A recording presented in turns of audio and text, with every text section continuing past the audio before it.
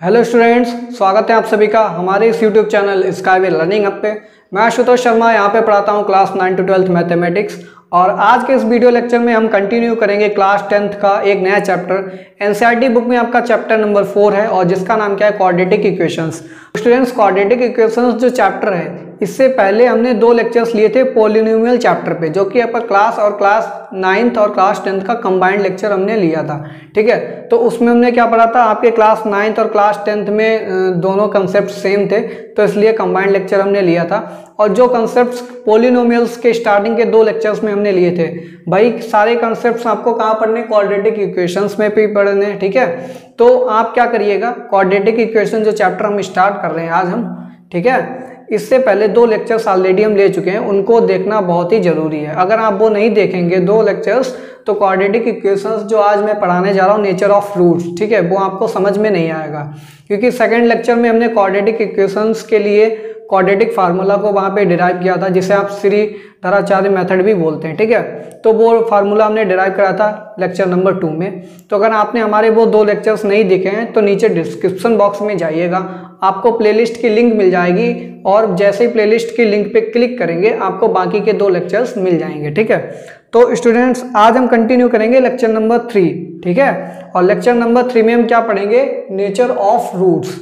Nature of roots पढ़ेंगे। तो students, lecture start करने से पहले एक बार फिर से मैं आपसे रिक्वेस्ट करना चाहूँगा, अगर आप हमारे चैनल पे नए हैं तो प्लीज़ एक बार चैनल को सब्सक्राइब कर दीजिए और अधिक से अधिक अपने फ्रेंड्स में भी शेयर कर दीजिए। तो चलिए स्टूडेंट्स, पढ़ते हैं आज क्वाड्रेटिक इक्वेशंस में हम lecture number 3, nature of roots. ठीक है, नेचर ऑफ रूट्स पढ़ना है। तो लेक्चर नंबर 2 में हमने आपको बताया था कि क्वाड्रेटिक फार्मूला क्या होता है।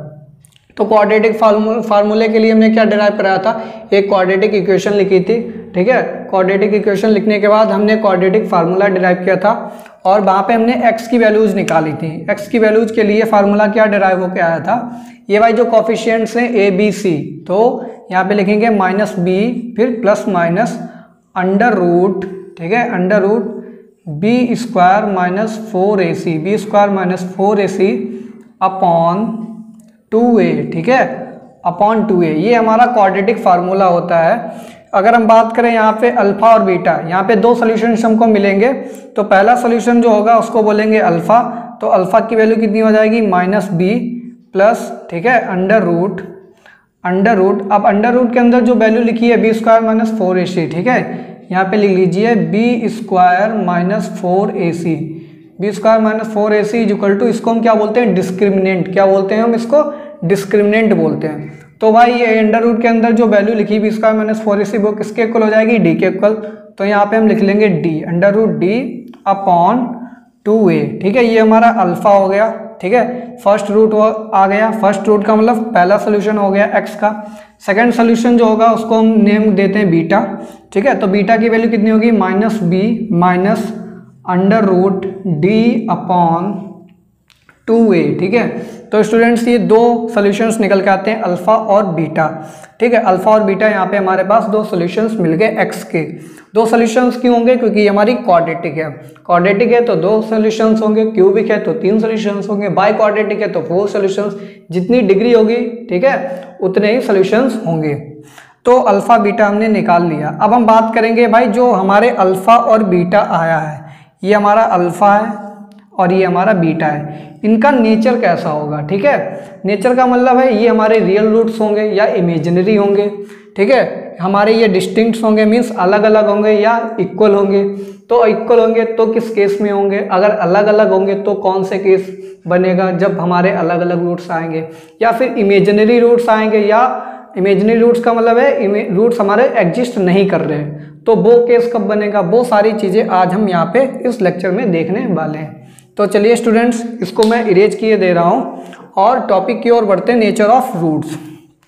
तो भाई नेचर ऑफ रूट्स में बेसिकली हम कैसे डिफाइन करेंगे और कैसे निकालेंगे इनका नेचर क्या है, तो वो डिपेंड करता है हमारे डिस्क्रिमिनेंट पे। किस पे डिपेंड करता है, डिस्क्रिमिनेंट। जो हमने यहाँ पे b square minus 4ac equal to d लिखा है, तो इसी के बेसिस पे हम बताएंगे हमारे रूट्स का नेचर कैसा है। ठीक है, हमारे रूट्स का नेचर कैसा है, ये किसके बेसिस पे बताएंगे हम, डिस्क्रिमिनेंट के बेसिस पे। तो देखिए यहाँ पे पहला केस बनेगा हमारा real roots, real and distinct.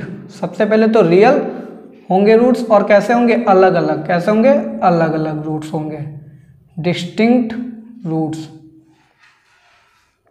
ठीक है, रियल एंड डिस्टिंक्ट रूट्स कब होंगे, तो ये भाई कंडीशन जब होती है जब हमारे पास इफ़ जो हमारा डिस्क्रिमिनेंट d है, if d is greater than 0, जब d की वैल्यू किससे बड़ी हो जाए, 0 से बड़ी हो जाए। ठीक है, 0 से बड़ी का मतलब क्या हो जाएगा, b² माइनस 4ac।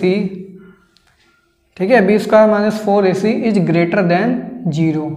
ये हमारी किसके ग्रेटर देन है, 0 के ग्रेटर देन है इसकी वैल्यू। ठीक है, तो यहाँ पे हम इसको सॉल्व करेंगे तो क्या हो जाएगा, ये हो जाएगा b² is greater than 4ac, b² is greater than 4ac। तो इस कंडीशन में हमारे रूट्स कैसे होते हैं, एक तो रियल होते हैं और डिस्टिंक्ट होते हैं। ठीक है, रियल एंड डिस्टिंक्ट।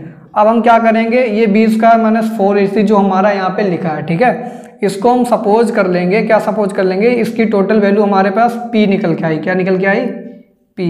क्या बोल देंगे इसको, स्मॉल p। ठीक है, तो देखिए रूट्स क्या निकल के आएंगे, x equal to minus b फिर plus minus under root plus minus under root. अब ये b² माइनस 4ac की वैल्यू हमने क्या लेट की है, लेट p। ठीक है, यहाँ पे हमने क्या लेट कर लिया, लेट p है, तो यहाँ पे लिख देंगे under root p upon 2a। ठीक है, तो यहाँ पे पहला रूट की वैल्यू क्या हो जाएगी, minus B plus under root p upon 2a। Second root की वैल्यू क्या हो जाएगी, minus B minus under root p upon 2a। ये हमारी हो गई फर्स्ट कंडीशन। तो स्टूडेंट सेकेंड केस में क्या पढ़ेंगे, real and equal roots, real and equal roots. तो ये कंडीशन कब होगी, इसको देखते हैं। ये कंडीशन हमारी होगी जब हमारे पास इफ़ जो हमारा डिस्क्रिमिनेंट है वो किसके इक्वल आ जाए, 0 के इक्वल। किसके इक्वल आ जाए, 0 के इक्वल।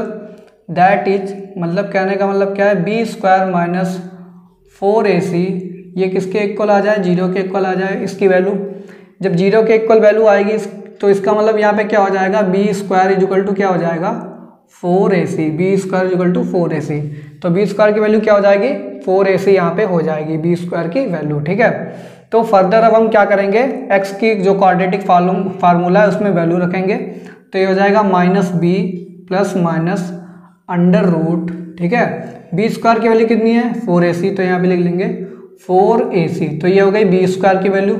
फिर माइनस में क्या लिखते थे, 4ac, ये लिख दीजिए माइनस 4ac। ठीक है, 4ac से 4ac कैंसिल आउट हो जाएगा, क्या बचेगा रूट के अंदर, 0। क्या बचेगा, 0।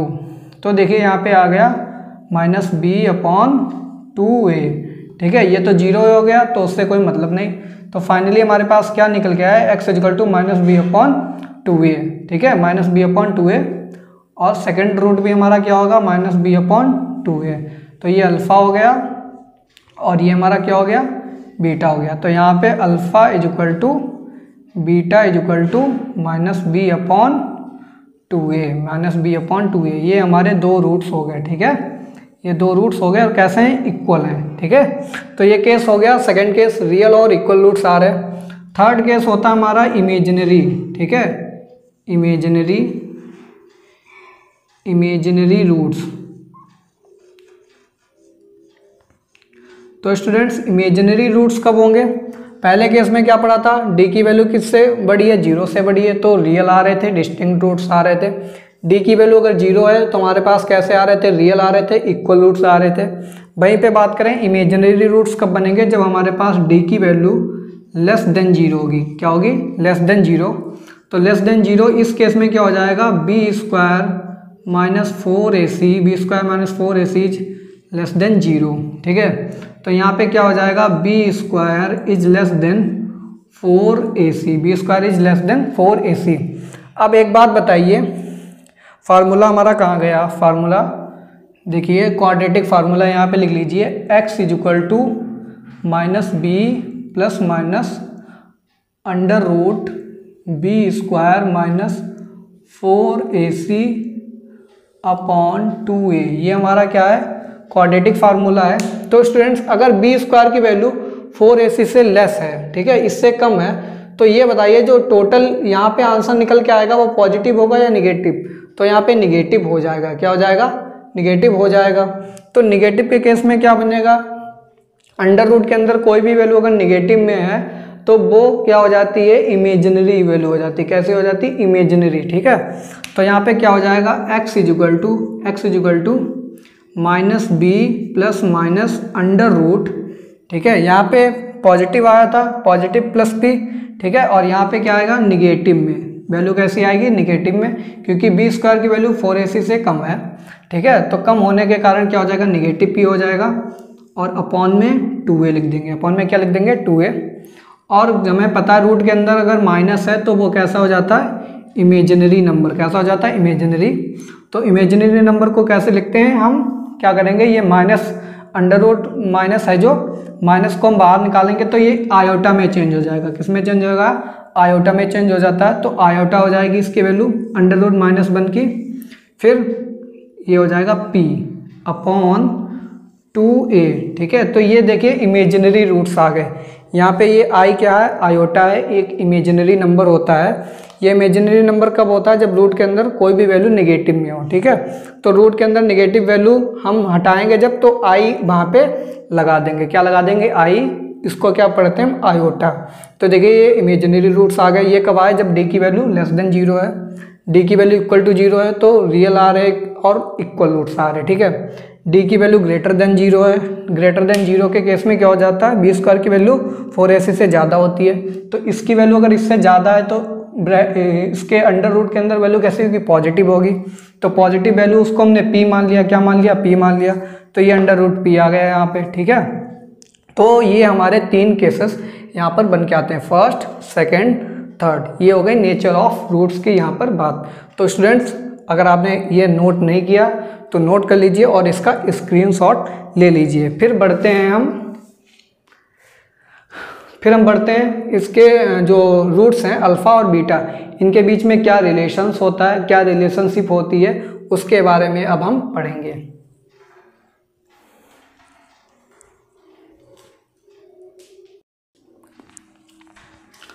तो स्टूडेंट्स देखिए अब हम पढ़ेंगे relationship between alpha and beta.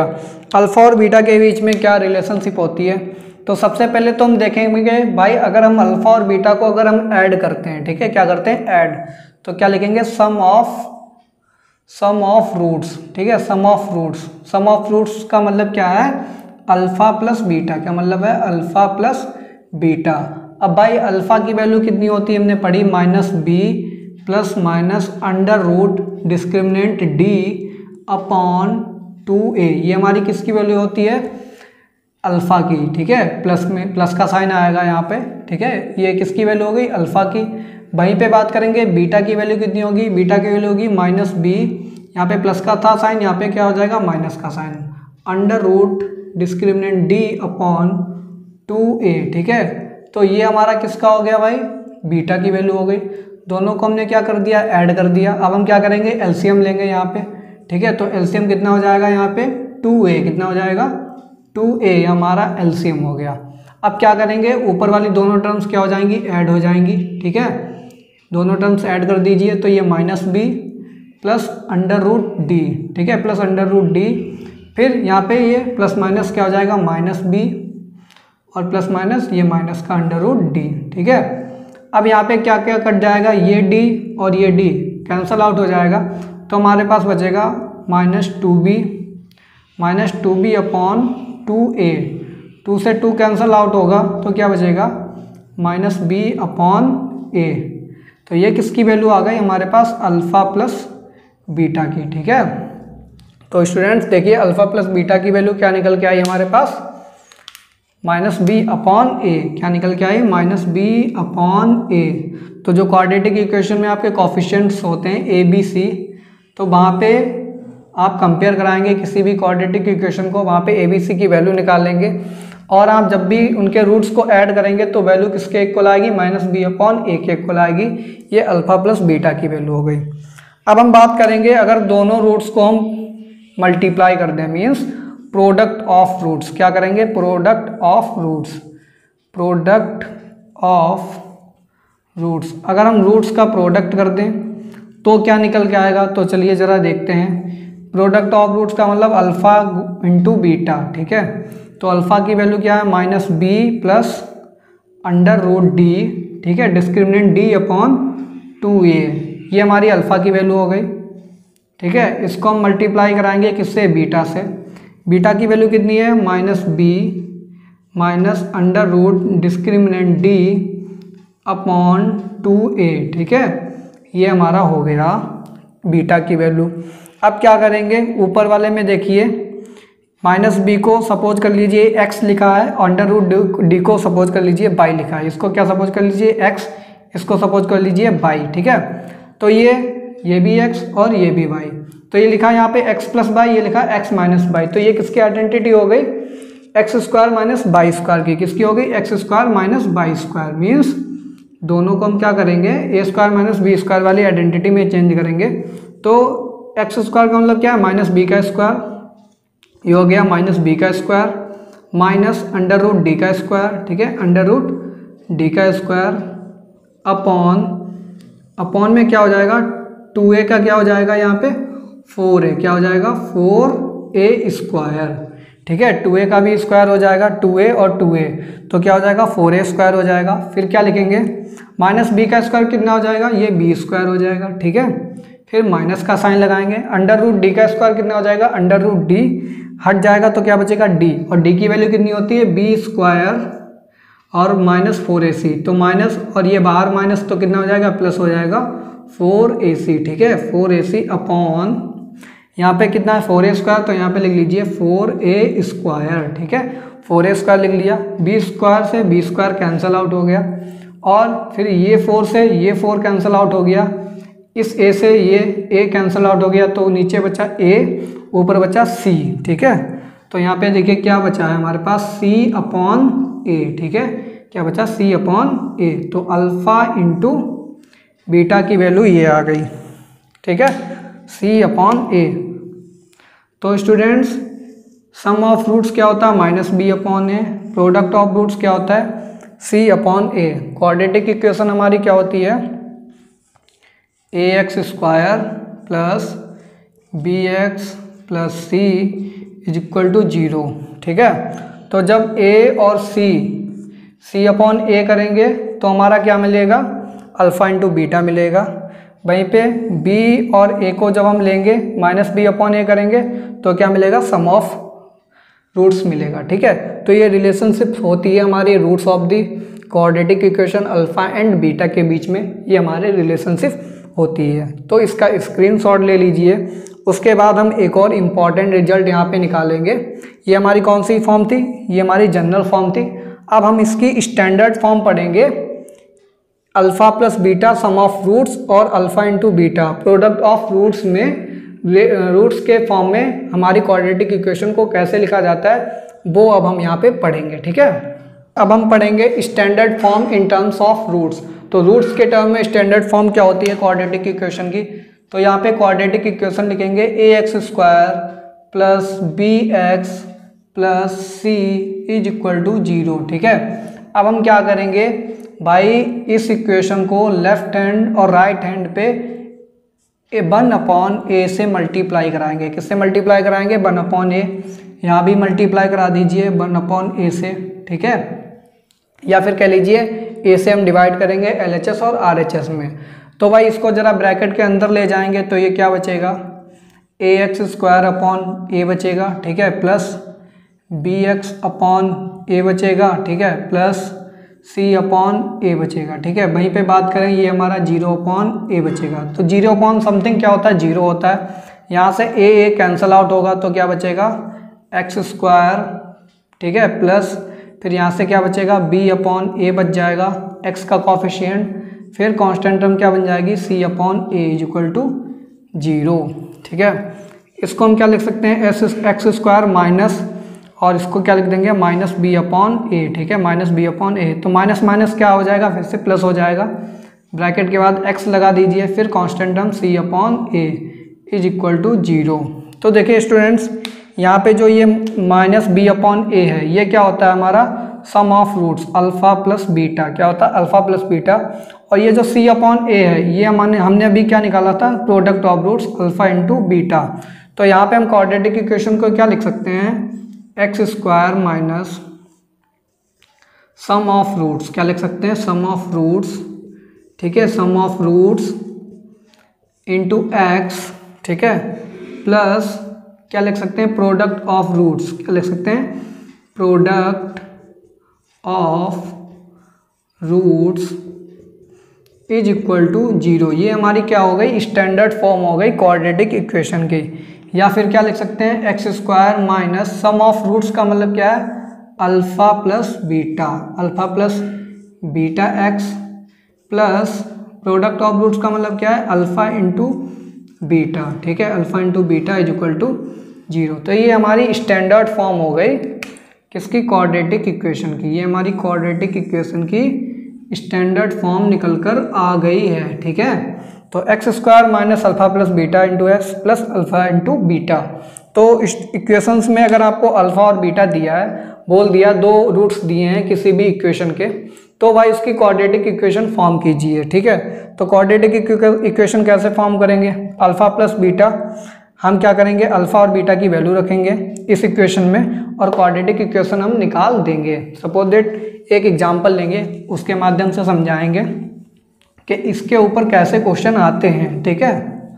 तो देखिए स्टूडेंट्स, आपको क्वेश्चन में दे रखा होगा कि भाई हमारे दो रूट्स गिवन में हैं और दोनों रूट्स कौन कौन से हैं, रूट्स आर, ठीक है, रूट्स आर, दो रूट्स दिए हैं 2 and 3, ठीक है, 2 and 3, then form a quadratic equation, then form a quadratic equation। तो भाई क्वाड्रेटिक इक्वेशन बनाइए। अगर हमारे पास दो रूट्स दिए हैं 2 and 3, तो हमको पता है दो रूट्स हैं, अल्फा इज इक्वल टू 2 मान लीजिए, बीटा इज इक्वल टू क्या मान लीजिए, 3 मान लीजिए। तो क्वाड्रेटिक इक्वेशन स्टैंडर्ड फॉर्म क्या होती है, x square minus alpha plus beta into x plus alpha into beta, ठीक है, इज इक्वल टू 0। तो एक्स स्क्वायर माइनस अल्फा क्या है, 2 है, बीटा क्या है, 3 है, तो 2 प्लस 3 एक्स हो जाएगा। फिर प्लस टाइम में क्या पूछेगा, इक्वेशन दिए रूट्स निकालिए, इक्वेशन दिए रूट्स निकालिए। तो भाई चलिए इक्वेशन दे रखी है, हमको रूट्स निकालना है। सपोज दैट यही इक्वेशन हमको क्वेश्चन में गिवन में है, ठीक है, ये क्वेश्चन 1 था। अब आ जाइए क्वेश्चन नंबर 2 पे, ठीक है। क्वेश्चन नंबर 2 में सेम है, इक्वेशन हमारी क्या है, इक्वेशन हमारी यही वाली है, ठीक है, और बोल रहा है फाइंड रूट्स, क्या बोल रहा है, फाइंड रूट्स, इसके रूट्स निकालिए। तो भाई देखिए इसके रूट्स कैसे निकालेंगे, सबसे पहले हम क्या कंपेयर करेंगे, on comparing with general equation, क्या लिखेंगे, ऑन कंपेयरिंग, इसको इक्वेशन नंबर 1 डाल दीजिए, ठीक है, ऑन कंपेयरिंग 1 विद किससे कंपेयर कराएंगे, ax square plus b x plus c is equal to 0। ये हमारी जनरल फॉर्म है, जनरल फॉर्म से यहाँ पे हम कंपेयर कराएंगे। तो हमारे पास a की वैल्यू कितनी आएगी, यहाँ पे एक्स स्क्वायर का कॉफिशिएंट कितना है, 1, तो 1 हो गया। फिर यहाँ पे x का कॉफिशिएंट कितना है, b की वैल्यू कितनी है, -5, ठीक है, और c की वैल्यू कितनी है, c की value means constant terms, constant term कितना है, 10 है। क्वाड्रेटिक फार्मूला यूज करेंगे। क्वाड्रेटिक फार्मूला क्या होता है, x is equal to -b का मतलब है माइनस ऑफ -5, तो माइनस माइनस क्या हो जाएगा, प्लस हो जाएगा, तो ये प्लस हो जाएगा। फिर plus minus under root, sorry students यहाँ पे एक छोटी सी मिस्टेक हो गई, यहाँ पे 2 into 3 होगा, 2 into 3 होगा, क्योंकि हमने 5 गलत लिख दिया। 2 into 3 कितना हो जाएगा, ये हमारे पास 6 हो जाएगा, कितना हो जाएगा, 6 हो जाएगा। तो यहाँ पे जो हमने कंपैरिजन कराया, यहाँ पे c की वैल्यू कितनी हो जाएगी, c की वैल्यू 10 नहीं, यहाँ पे c की वैल्यू 6 हो जाएगी। अब लगाइए यहाँ पर, तो 25 - 4 a की वैल्यू 1 है, c की वैल्यू कितनी हो जाएगी, 6 हो जाएगी, ठीक है, ये 6 हो गया। तो 6 4 जा कितना हो जाएगा, 24 हो जाएगा, ये 24 हो जाएगा। तो इज इक्वल टू कितना आएगा, 25 में 24 1, ठीक है, 1 आया हमारे पास। तो अंडर रूट के अंदर जो वैल्यू है उसकी वैल्यू कितनी आई है, under root 1 upon 2a, a की वैल्यू कितनी है, यहाँ पे 1 है, तो 2 into 1, तो यहाँ पे क्या हो जाएगा 5/2, ठीक है, 5/2। और ये रूट्स कैसे हो जाएंगे हमारे, 5/2 और यहाँ पे प्लस माइनस अंडर रूट 1 की वैल्यू कितनी है 1 हो जाएगी। तो यहाँ पे 5 एक बार 5 प्लस के साथ लेंगे अपॉन 2, तो ये आ जाएगा 6/2, 6/2 मतलब 3 आ जाएगा, ठीक है। और एक बार माइनस के साथ लेंगे तो माइनस में क्या लिखेंगे 5 - 1/2, तो कितना आ जाएगा 4/2, 4/2 क्या आ जाएगा 2। तो देखिए एक रूट 2 आ गया, सेकंड रूट क्या आ गया 3 आ गया। तो देखिए बिल्कुल जस्ट अपोजिट आ रहा है। इक्वेशन दी थी, रूट्स क्या आ रहे हैं 2 और 3 आ रहे हैं। अगर आपको रूट्स दिए हैं तो इक्वेशन निकाल सकते हैं, इक्वेशन दी है तो उसके रूट्स निकाल सकते हैं। तो ये हमारी टाइप 1 प्रॉब्लम होती है। टाइप 1 कौन सी प्रॉब्लम होती है टाइप 1। तो टाइप 1 में क्या होता है क्वाड्रेटिक इक्वेशन गिवन में होती है अल्फा बीटा की वैल्यूज आपको पूछता है कि रूट्स निकालिए क्वाड्रेटिक इक्वेशन के। सेकंड टाइप प्रॉब्लम क्या पूछती है कि अल्फा बीटा की वैल्यूज गिवन में है तो क्वाड्रेटिक इक्वेशन फॉर्म कीजिए, ठीक है। तो ये टाइप 1 और टाइप 2 प्रॉब्लम्स होती हैं। तो स्टूडेंट्स आज के लेक्चर में इतना ही था क्वाड्रेटिक इक्वेशन के। अगले लेक्चर में हम क्या पढ़ेंगे, कुछ क्वेश्चंस देखेंगे क्वाड्रेटिक इक्वेशंस के ऊपर, ठीक है। टाइप 1 के ऊपर प्रॉब्लम देखेंगे, टाइप 2 के ऊपर प्रॉब्लम देखेंगे, और अदर टाइप की भी प्रॉब्लम्स होती हैं उनको कैसे सॉल्व करेंगे क्वाड्रेटिक इक्वेशंस के अंदर, उनको भी देखेंगे नेक्स्ट लेक्चर में। तो स्टूडेंट्स आप हमारे अगर चैनल पर नए हैं तो प्लीज़ एक बार चैनल को सब्सक्राइब कर दीजिए और अधिक से अधिक अपने फ्रेंड्स में भी शेयर कर दीजिए। वीडियो आज की अगर अच्छी लगी हो तो लाइक कीजिए, कमेंट कीजिए, ठीक है। और स्टूडेंट्स आप हमारा टेलीग्राम चैनल ज्वाइन कर लीजिए प्रॉब्लम्स की। टेलीग्राम चैनल का लिंक आपको हमारे डिस्क्रिप्शन बॉक्स में मिल जाएगा, ठीक है। या तो फिर आप हमारे चैनल पे जाइए, अबाउट में जाइए, अबाउट में आपको हमारे सारे सोशल मीडिया प्लेटफॉर्म की लिंक वहाँ पे मिल जाएगी। तो स्टूडेंट्स मिलेंगे अपने नेक्स्ट लेक्चर में, तब तक के लिए thanks for watching, have a good day.